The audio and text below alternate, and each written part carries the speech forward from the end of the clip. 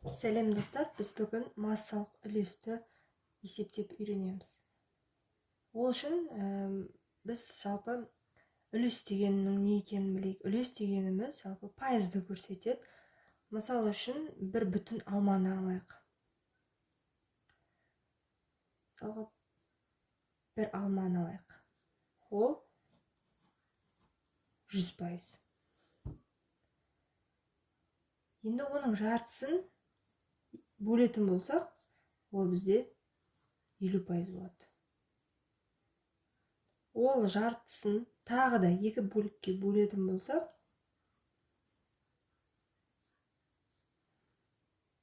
ол 25%-ді құрайды. Жалпы массалық үлестің формуласы, енді химиялық тұрғыға келейік. Массалық үлестің формуласы омега тең АР бөлінген МР көбейтілген 100%. Массалық үлес бізде омегамен белгіленеді. Енді мысал келтірейік. Бір сыныпта 30 оқушы бар делік.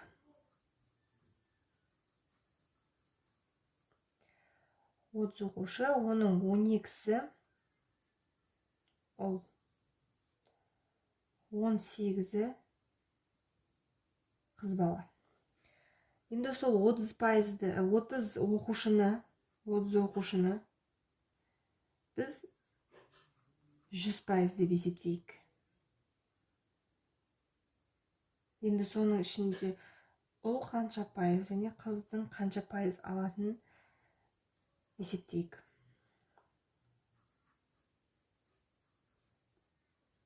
Олды есептейтін болса, ол кезде біз 12-ні бөлеміз 30 оқушыға. Көбейтеміз 100%-ға. Қысқартамыз 4-тен. Сонда жауап бізде 40% болды. Дәл солай қыздарды есептейміз. Мысалға бізде 18 қыз бала, оны 30 оқушыға бөлеміз, көбейтеміз 100%.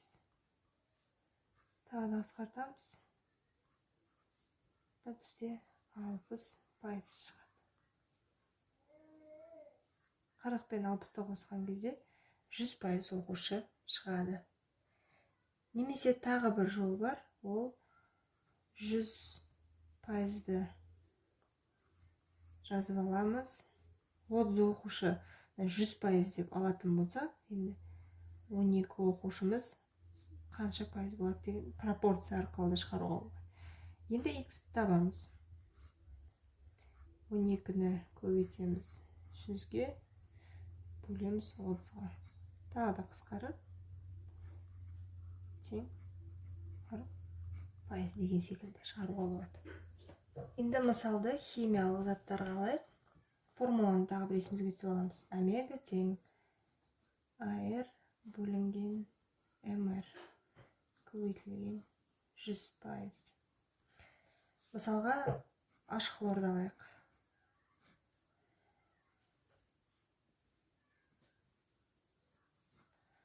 Бірінші, сутектің массалық үлесін есептейік. Ол үшін АР деген жерге біз сутекті табатын болсақ, сутектің атомдық массасын жазамыз. МР деген жерге осы қосылыстың салыстырмалы молекулалық массасын жазамыз. Оны табу үшін бір қосылған 35,5 тең 36,5-ге.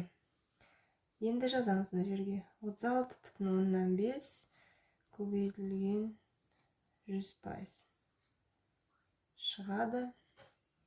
2,7% сутек.